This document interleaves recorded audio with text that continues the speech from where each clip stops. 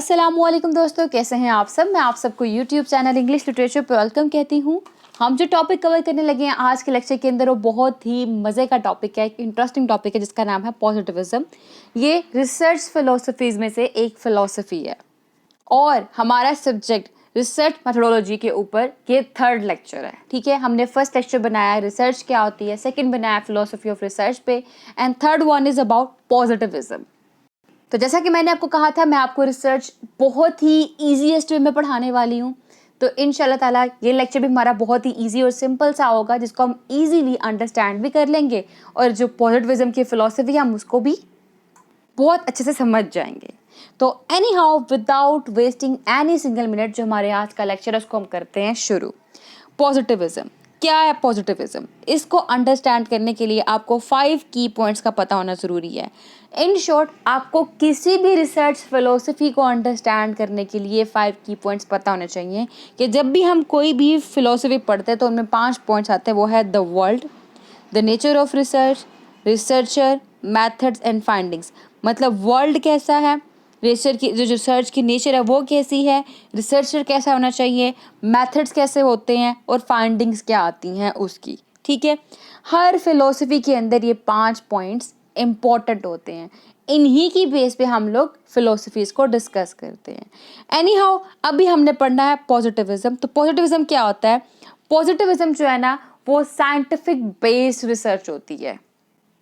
इनका ये कहना है कि जो सोशल फिनोमिना को हम लोग साइंटिफिक मेथड के ज़रिए अप्रोच कर सकते हैं और साइंटिफिक मेथड के थ्रू ही हम नंबर्स ऑफ अजम्पशंस बना सकते हैं, किसके बारे में? वर्ल्ड के बारे में और नेचर ऑफ रिसर्च के बारे में। जैसे कि मैंने स्क्रीन पे लिखा है, क्लेम्स दैट सोशल फिनोमेना में be studied using scientific methods. ठीक है, कि सोशल फिनोमेना का साइंटिफिक मेथड यूज़ करते हुए हम लोग स्टडी कर सकते हैं।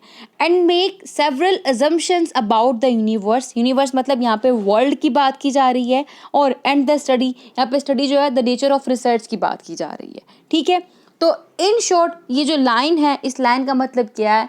लाइन का सिंपल सा मतलब ये है कि जो पॉजिटिविज्म है एक साइंटिफिक मेथड है, एक साइंस बेस्ड अप्रोच है, और साइंस कहती है जो कुछ भी है वो फिक्स्ड है। तो ये फिक्स्ड की बात करती है, रियलिटी की बात करती है, जो चीज़ कभी भी चेंज ना हो सके उसकी बात करती है। तो एनी हाउ, हम फर्स्ट स्टेप देखते हैं पॉजिटिविज्म का, द वर्ल्ड। इसका जो वर्ल्ड है वो नोएबल है, प्रिडिक्टेबल है, सिंगल ट्रुथ है। अब सवाल पैदा होता है कैसे? क्योंकि पॉजिटिविज्म एक साइंस बेस्ड अप्रोच है, तो इनका ये मानना है कि जो ट्रुथ है वो फिक्स्ड है, सच फिक्स्ड है। What is true today can be true tomorrow. जो आज सच है वही कल सच होगा, वही परसों सच होगा। सच को कभी भी बदला नहीं जा सकता, ये पॉजिटिविज्म का मानना है।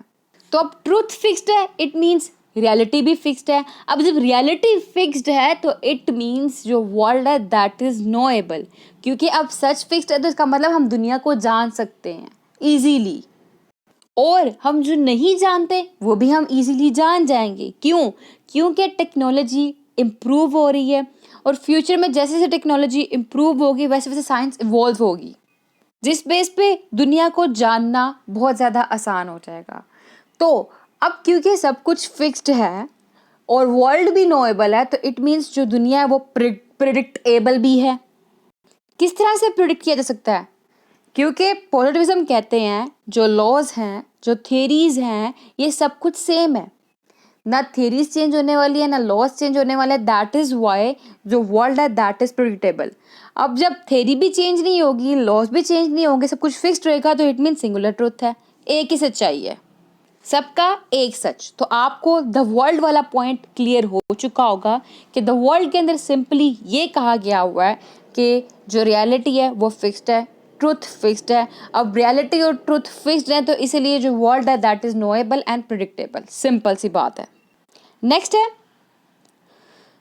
The nature of research. अब यहाँ पे हम लोगों को इस फिलॉसफी के अंदर जो नेचर ऑफ रिसर्च है वो एम्पिरिकल मिलती है प्लस रिडक्शनिस्ट मिलती है। ये जो पॉजिटिविज्म की अप्रोच है ये प्योरली साइंटिफिक बेस्ड होती है। इसीलिए इसको कुछ सेट रूल्स एंड प्रोसीजर को फॉलो करना होता है, और वो सेट रूल्स एंड प्रोसीजर कहाँ पे आते हैं? एम्पिरिसिज्म के अंदर आते हैं और रिडक्शनिज्म के अंदर आते हैं। एम्पिरिकल का मतलब क्या है? Something which is related to senses, जो सेंसेस से रिलेवेंट होता है। सेंसेस क्या है? हमारा देखना, हमारा महसूस करना, हमारा सुनना, हमारा टेस्ट करना, हमारा सूंघना, ये सब क्या है? ये सेंसेस होते हैं। और इन सेंसेस को यूज़ करते हुए साइंटिफिक ग्राउंड पे ऑब्जर्वेशन की जाती हैं, दैट इज़ एम्पिरिकल। तो यहाँ पे बताया गया है जो इस रिसर्च की नेचर है वो एम्पिरिकल होती है, मींस वो सेंसेस बेस्ड होती है, और उनको यूज़ करते हुए साइंटिफिक ग्राउंड के ऊपर क्या किया जाता है? ऑब्जर्वेशन की जाती हैं। मतलब फैक्ट बेस है, ठीक है? जो चीज़ रियलिटी में नज़र आ रही है उसके ऊपर डिपेंड कर रही है, फर्स्ट हैंड एक्सपीरियंस मांगती है ये वाला रिसर्च, ठीक है? उसके बाद रिडक्शनिस्ट, यानी कि इसके अंदर जो सिस्टम है उसके ऊपर एज अ होल आपने स्टडी नहीं करना होता है, लेकिन रिडक्शनिस्ट करनी होती है, मतलब रिड्यूस करना होता है, डिस्क्रीट पार्ट की स्टडी करनी जाती है। मतलब फॉर एग्जांपल एक लाइन है, मिसाल दे रही हूँ आपको इजी वे में बताने के लिए। अब हमने ये करना है, इसकी कंप्लीट स्टडी करनी है। तो ये जो पॉजिटिविज्म कहती है ना, कहती है कि इसकी कंप्लीट स्टडी करने की बजाय इसका एक हिस्सा, इतना सा हिस्सा ले लिया हम लोगों ने, डिस्क्रीट पार्ट ले लिया, कहते हैं इतना सा हिस्सा लेके इसकी स्टडी की जाए तो भी हमारी रिसर्च जो है वो एक्यूरेट ही आएगी। तो मीन्स टू से दैट ये पूरे सिस्टम पर तवज्जो नहीं देती, पूरे सिस्टम के ऊपर फोकस नहीं करती, जबकि इसकी नेचर कैसी है? ये सिस्टम के एक हिस्से के ऊपर फोकस करती है। In other words, it involves the study of discrete parts of a system rather than the system itself. ठीक है? तो नेचर ऑफ रिसर्च आपको क्लियर हो गया होगा। अब हम बात करें रिसर्चर की। रिसर्चर कैसा होना चाहिए इसका? ये कहते हैं जो रिसर्चर हो ना वो ऑब्जेक्टिव हो, ठीक है? और उसके अलावा रिमूव्ड एक्सपर्ट हो, यानी कि एक आम बंदा, यानी कि आप जैसा बंदा, मेरे जैसा बंदा रिसर्च नहीं कर सकता। वो बंदा जो कि एक्सपर्टीज रखता हो वही रिसर्च कर सकता है पॉजिटिविज्म को यूज़ करते हुए। और इसके अलावा ऑब्जेक्टिव, यानी कि आपकी सब्जेक्टिविटी इन्वॉल्व ना हो, आपकी ज़ात इन्वॉल्व ना हो, आपके बाइस्ड व्यूज़ इन्वॉल्व ना हो, इम्पर्सनल एटीट्यूड हो। ठीक हो गया? तो रिसर्चर कैसा होना चाहिए? इम्पर्सनल होना चाहिए और साथ ही साथ क्वालिफाइड होना चाहिए। रिसर्चर बाइस्ड नहीं होना चाहिए, रिसर्चर के अपने व्यूज उसके अंदर इंक्लूड नहीं होने चाहिए, यानी कि बाइस्ड एटीट्यूड बीच में नजर नहीं आना चाहिए, ना बाइस्ड एलिमेंट उसके अंदर ऐड होने चाहिए। बाइस्ड का मतलब क्या है कि अगर एक चीज़ आपको नहीं पसंद तो आप वहाँ पे प्रूव करने की कोशिश करते हो वो चीज़ अच्छी ही नहीं है। नहीं, ऐसा नहीं करना, बल्कि जो मेजोरिटी का व्यू है उसको लेके चलना है, बेशक वो चीज़ आपके व्यूज़ के साथ क्लैश में हो। तो ये क्लियर हो गया आपको कि अब तक हमने देखा कि ये पूरी साइंटिफिक बेस्ड अप्रोच है कि ऑब्जेक्टिविटी इसके अंदर होनी चाहिए, अगर आप रिसर्च करने जा रहे हो तो आप क्वालिफाइड होने चाहिए, उसके अलावा रिडक्शनिस्ट होना चाहिए, रिसर्च को एम्पिरिकल होना चाहिए। फिर देखा ट्रूथ फिक्स्ड है, रियलिटी फिक्स्ड है। अगर ट्रूथ फिक्स्ड है, रियलिटी फिक्स्ड है तो वर्ल्ड नोएबल है, प्रिडिक्टेबल है, सिंगल ट्रूथ देखा हमने इसके अंदर। एंड देन क्या होता है? जो मेथोडोलॉजी यूज होती है इसके अंदर वो डिडक्टिव होती है, हाइपोथेसिस ड्रिवन होती है, रिलायबल होती है, रिप्रोड्यूसिबल होती है। डिडक्टिव मतलब क्या होता है? एक जनरल स्टेटमेंट है, जनरल स्टेटमेंट से स्पेसिफिक की तरफ आना, यानी कि एक ब्रॉडर से बिल्कुल नैरो की तरफ आना, दैट इज डिडक्टिव। और उस रिसर्च की बेस पे क्या करोगे आप? हाइपोथेसिस ड्रिवन करोगे, यानी कि एक स्टेटमेंट आप ड्राइव करोगे और बताना है बाद में उसको प्रूव करना या डिसप्रूव करने की कोशिश करनी है आपने। रिलायबल होनी चाहिए, मतलब जो आपने रिसर्च की है वो उसके अंदर जो मेथोडोलॉजी यूज़ करे वो रिलायबल हो। मतलब जब भी कोई रिसर्चर अगेन एंड अगेन अपनी जो उसने रिसर्च की उसके जो रिजल्ट आए हैं उसको दोबारा से वो रिसर्च करता है, फिर दोबारा से रिसर्च करता है, उसका सेम आंसर आए, अगर सेम आंसर सेम रिजल्ट आता है that means your research is reliable, reproducible. वही रिसर्च जो आपने की है वो कोई और साइंटिस्ट भी सेम रिसर्च करे तो जो आंसर आपका आया है वही आंसर उसका भी है, दैट इज रिप्रोड्यूसेबल। ठीक है?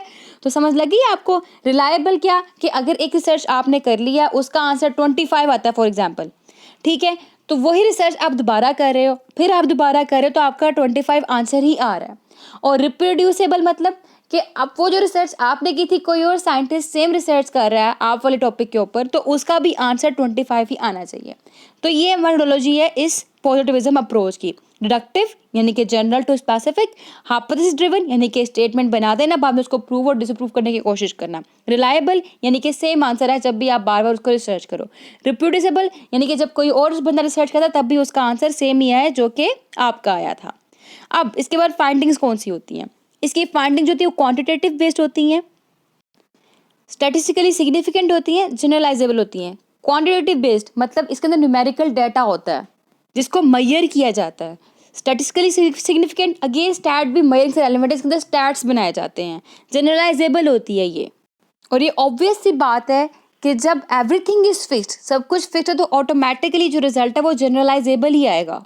तो यहाँ पे हमारी जो ये फिलॉसफी थी वो वही कंप्लीट। आई होप कि क्लियर हो चुकी है आपको कि हमने इसके अंदर देखा कि इसने बताया रियलिटी फिक्स्ड है, जब रियलिटी फिक्स्ड है ट्रुथ फिक्स्ड है, ट्रुथ फिक्स्ड है तो वर्ल्ड जो है वो नोएबल है, प्रिडिक्टेबल है, यानी कि सिंगुलर ट्रुथ की बात की जाए। अब उसके बाद इसने कहा कि इसके अंदर जो रिसर्च होती है वो किस तरह की होती है, एम्पेरिकल होती है, रिडक्शनिस्ट बेस्ड होती है। इसमें जो रिसर्चर होता है वो कौन सा होता है, वो ऑब्जेक्टिव होता है और रिमूव्ड एक्सपर्ट होता है। फिर बात की गई से जो मेथोडोलॉजी होती है वो डिडक्टिव होती है, हाइपोथेसिस ड्रिवन होती है, रिलायबल होती है, रिप्रोड्यूसेबल होती है।